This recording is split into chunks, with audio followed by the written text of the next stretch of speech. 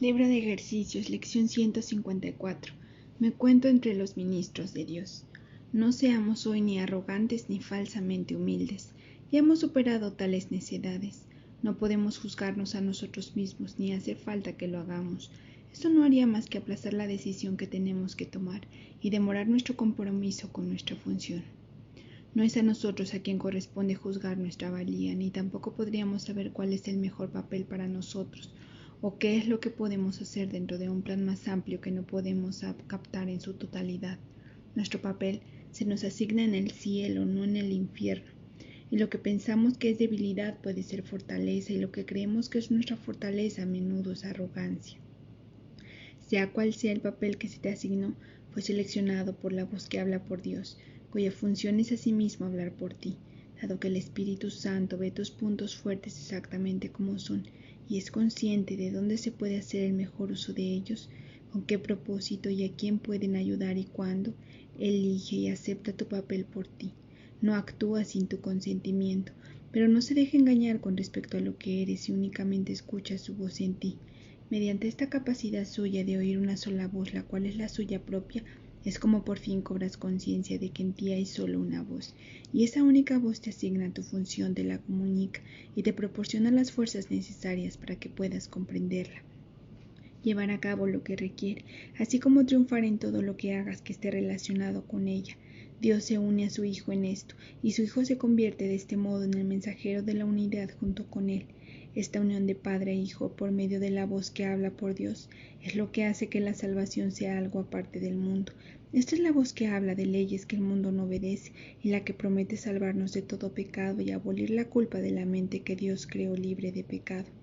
Ahora esta mente vuelve a cobrar conciencia de aquel que la creó y de su eterna unión consigo misma, y así su ser constituye la única realidad en la que su voluntad y la de Dios están unidas. El mensajero no escribe el mensaje que transmite. Tampoco cuestiona el derecho del que lo que escribe ni pregunta por qué razón ha escogido a aquellos que han de recibir el mensaje del que él es portador. Basta con que lo acepte, lo lleve a quienes va destinado y cumpla con su cometido de entregarlo. Si trata de determinar cuáles deben de ser los mensajes o cuál es su propósito o a dónde se deben llevar, no estará desempeñando debidamente su papel de portador de la palabra. Hay una diferencia fundamental en el papel que desempeñan los mensajeros del cielo que los distingue de los mensajeros del mundo. Los mensajes que transmiten van dirigidos en primer lugar a ellos mismos, y es únicamente en la medida en que los pueden aceptar para sí que vuelven capaces de llevarlos más lejos y de transmitirlos allí donde se dispuso que fueran recibidos. Al igual que los mensajeros del mundo, ellos no escribieron los mensajes de los que son portadores, pero se convierten en rigor en los primeros que los reciben a fin de prepararse para darlos. Un mensajero terrenal cumple su misión transmitiendo todos los mensajes de que es portador. Los mensajeros de Dios desempeñan su papel aceptando sus mensajes como si fuesen para ellos mismos y demuestran que han entendido los mensajes cuando se los transmiten a otros. No aceptan ningún papel que no les haya sido asignado por su autoridad, y de esta forma se benefician con cada mensaje que transmiten. ¿Queréis recibir los mensajes de Dios? Pues así es como os convertís en sus mensajeros. Sois nombrados ahora. No obstante, os demoráis en transmitir los mensajes que habéis recibido y de esta forma no os dais cuenta de que son para vosotros. Por lo tanto, no los reconocéis. Nadie puede recibir y comprender que ha recibido hasta que no da, pues solo al dar puede aceptar que ha recibido. Vosotros que sois ahora los mensajeros de Dios, recibid sus mensajes, pues es parte de la función que se os asignó. Dios no ha dejado de ofreceros lo que necesitáis ni tampoco ha dejado de aceptarse. No obstante, hay otra parte de la tarea que se os ha encomendado, que todavía tiene que llevarse a cabo. Aquel que recibió los mensajes de Dios por vosotros quisiera que vosotros también los recibierais, pues de esta manera os identificáis con él y reivindicáis lo que es vuestro. Esta unión es lo que nos proponemos reconocer hoy.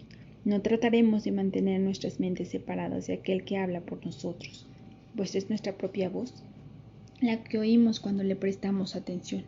Únicamente Él puede hablarnos a nosotros y hablar por nosotros, al unir en una sola voz el recibir y el dar de la palabra de Dios, el dar y el recibir de su voluntad.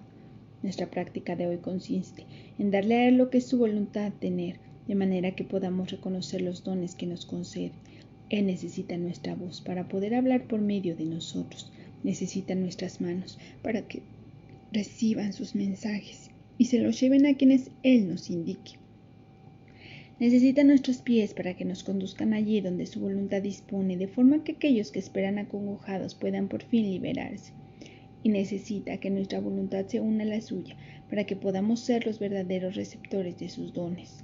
Aprendamos solo esta lección el día de hoy, que no reconoceremos lo que hemos recibido hasta que no lo demos. Has oído esto cientos de veces y de 100 maneras diferentes y sin embargo todavía no lo crees. Mas una cosa es segura. Hasta que no lo creas recibirás miles y miles de milagros, pero no sabrás que Dios no se ha quedado con ningún don más allá de los que tú ya posees, ni le ha negado a su Hijo la más mínima bendición. ¿Qué significado puede tener esto para ti mientras no te hayas identificado con el Hijo y con lo que es suyo? Nuestra lección de hoy reza así. Me cuento entre los ministros de Dios y me siento agradecido de disponer de los medios por los cuales puedo llegar a reconocer que soy libre.